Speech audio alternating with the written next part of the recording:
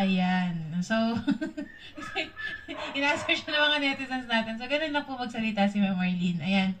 Si Sir Adrian Benyaflor ay humihingi po ng tulong na maimbestigahan po yung kanyang violation daw po sa LTO Sorsogon noong January 31, 2022. Hindi pa daw po niya nararating ang lugar na ito kahit kailan, yung Sorsogon, attorney. So, bakit siya nagkaroon ng violation? At ang violation niya, attorney, ay ang reckless driving and driving an unregistered motor vehicle. Ito po, attorney. Okay. Yan, magandang hapon sa iyo, Sir Adrian.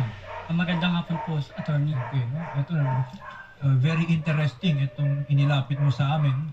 Yes po. Gusto kong malaman, no? Paano mo na-discover na meron ka na palang record sa LTO? Bali po nung birthday ko lang po, magre-renew po sana ako.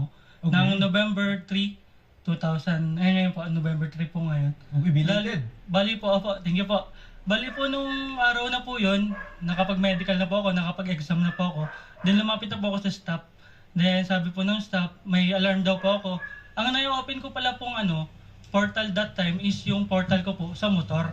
Yung registro po ng motor. Okay. Ngayon po, binigyan niya po sa akin yung mismong portal ko po sa license. Then doon ko po nalaman na may violation po ako sa Sorsogon po. Okay, ito sa database nila. Yes po. Oo, ito, binabasa ko po.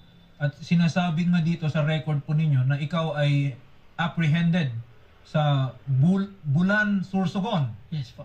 ng January 31, 2022. Matagal-tagal na rin pala to. Opo. Okay. Ngayon ko lang po din nalaman. So, ang sinasabi ninyo ngayon, Sir Adrian, is hindi ikaw to. Yes po.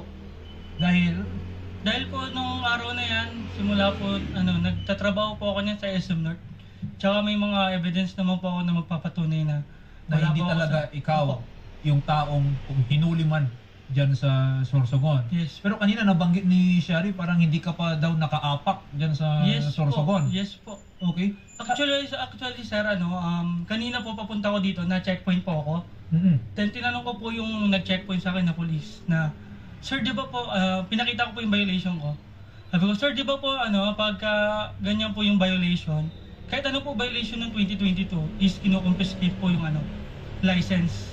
Okay. Then pati po yung, ayan po, lalo na po yung ganyang violation, sobrang lala. Dapat po dyan, nakalagay po Reckless dyan, driving, unregistered. tapos unregistered motor vehicle. No, so may inimpound na sasakyan. Yes po. Tsaka dapat po yung license ko kinuha. Until now po, hawak-hawak ko po yung license ko. Okay. Kasi dito sa ipinesenta mo, sabi nga itong apprehension na ito is contested. Yes po. Ibig sabihin, kung sino man yung nahuli dito, question pa niya.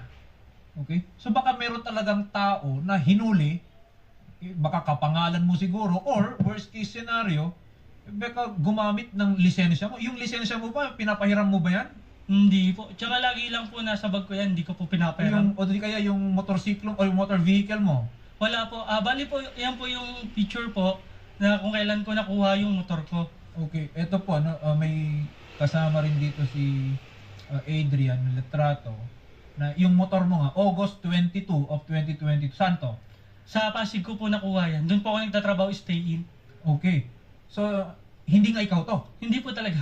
Sino kaya to? Hindi ko po alam. May sa violation ko po, may makikita pong details po ng motor. Malalaman po siguro natin kung sino po may-ari ng motor na yun.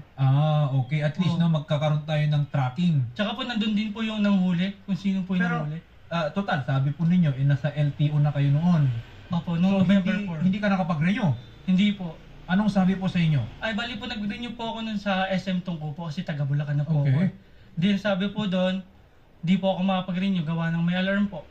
Then sabi po, sabi po, November 4, punta na lang daw po ako sa main. Okay. Sa East Ab po. Alright. Then pumunta po ako ng East Ab, kasama ko po yung girlfriend ko.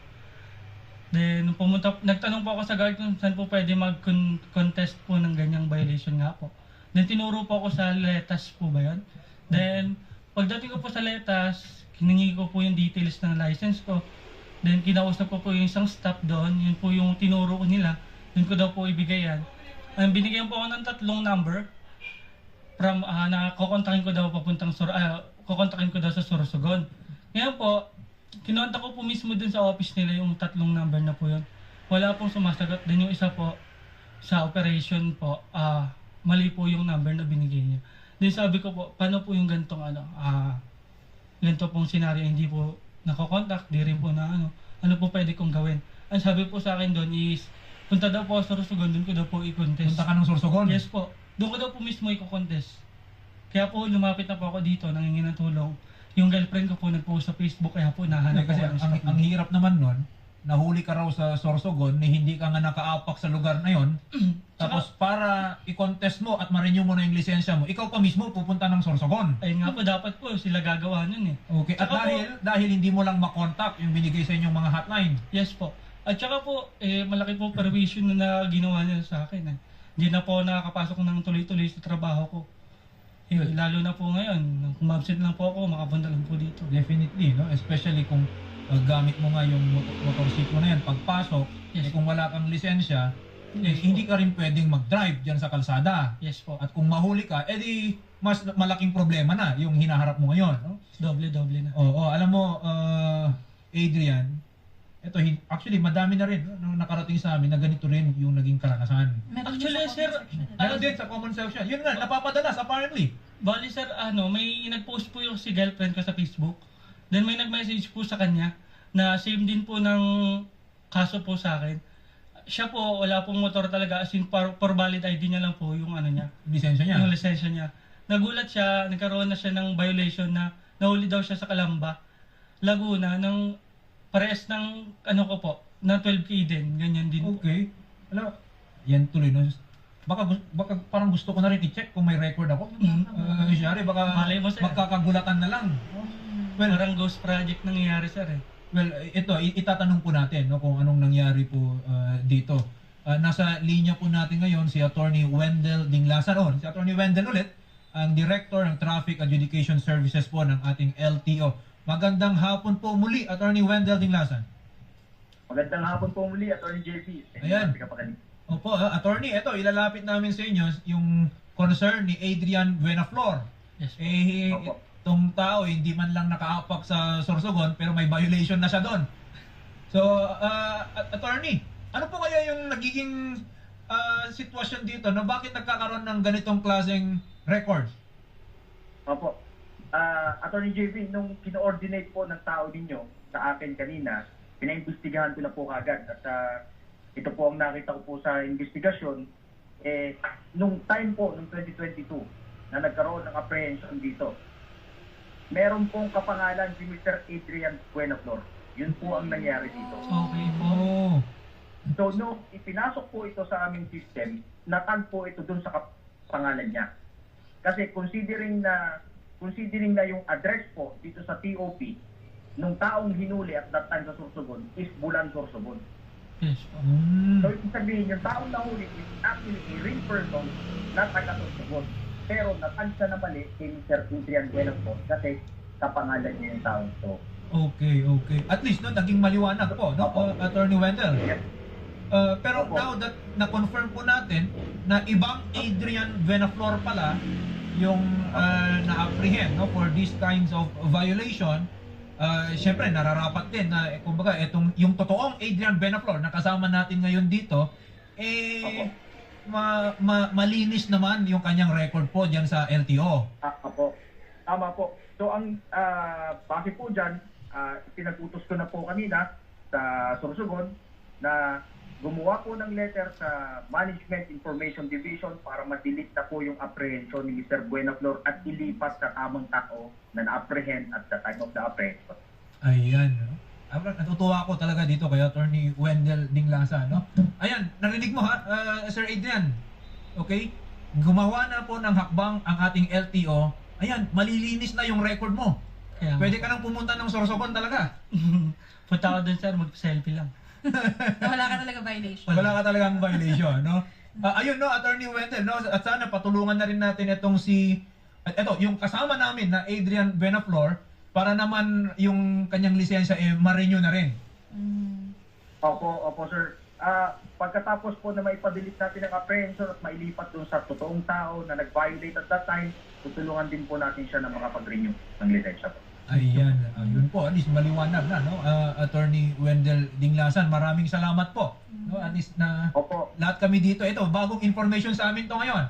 Opo. Attorney Wendell, may mga ilan lang po sa comment section na sinabi na same lang din po yung scenario. So sa mga may ganito pong problema, Attorney Wendell, saan po sila maaaring pumunta or ano po yung mga documents na kailangan pong i-present sa LTO? Opo. Ibigay nyo lang po yung full name nila. Pwede po silang lumapit sa akin dito sa aking opisina para i-validate ko po yung mga apprehension history nila. At kung i-interviewin ko na rin po sila para malaman ko kung talagang wala sila at that time, gagawa po natin lahat ng paraan yan para po yung tamang nag-violate, yun lang po ang itatag natin sa file. Ayan, sige po, no?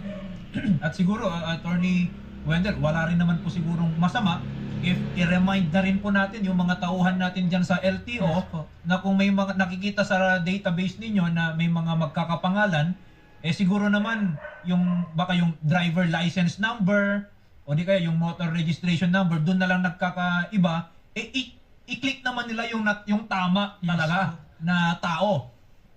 Ay sana rin, Tama po. ay sir, pwede magsalita.